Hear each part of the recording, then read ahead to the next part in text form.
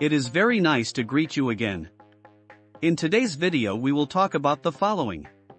The right time and place to send a letter to your ex. First, you have to figure out where you stand. There are two possible cases. You could try to move on and just leave things alone, or you could look to give your relationship a second chance. You see how important it is to distinguish between these two categories if you want your analysis to be as complete as possible. Once you've done this, and if you feel good, you can get back in touch with your ex to ease tensions without excluding them from your life forever. However, my advice remains the same: you must take some time to rebuild yourself before you even start thinking about approaching him and what you will say. When you approach your ex in the depths of despair, sadness, or anger, you run the risk of doing some of the don'ts, like begging or cursing. In any situation, you should only approach your ex once you've recovered from the breakup and only when your gut tells you to. The right time to send this letter is really important, and it will depend on your relationship. Generally speaking, you shouldn't send a letter right away. 2. Maintaining a good relationship with your ex is essential. Once again, I'm basing this on the two outcomes you might want regarding your ex. In any case, it is essential not to create conflicts. I'm not saying you should jump into the friend zone if that's not your goal, or force yourself to talk to your ex every day if you don't want to. However, there are situations in which you will not be able to disappear and avoid talking again. For example, when you have children together, you won't be able to think only about your relationship. Your children's happiness is paramount. In addition to writing to your ex, you will have to talk and find a way to establish a positive relationship. But it's not just for the sake of your children that you should get along. It's the same if you live together, if you have investments together, if you have to be in court together. Over time, of course, you will address the things that prevent you from being together. It won't just be small talk when you meet or talk on the phone. 3. Don't rush to contact your ex. The key to re-establishing dialogue with your ex is time.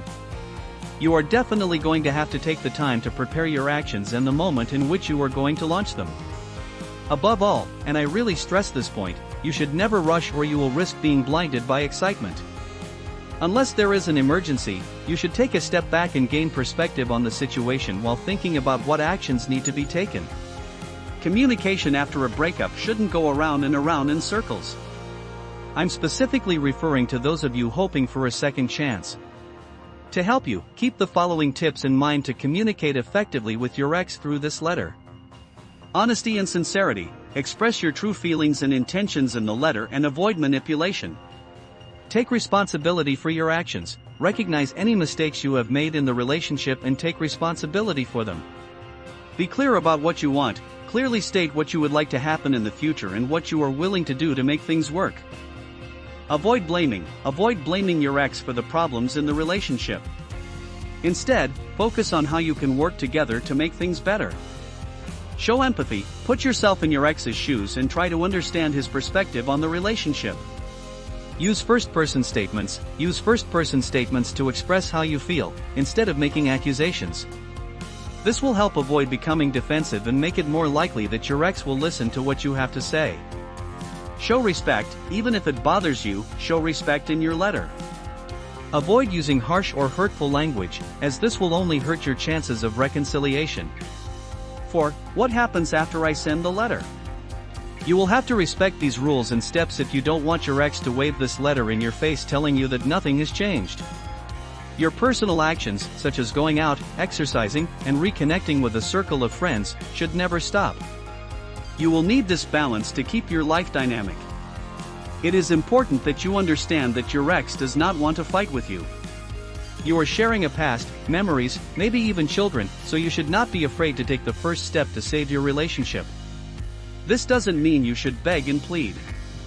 Your personal actions, such as going out, exercising, and reconnecting with a circle of friends, should never stop.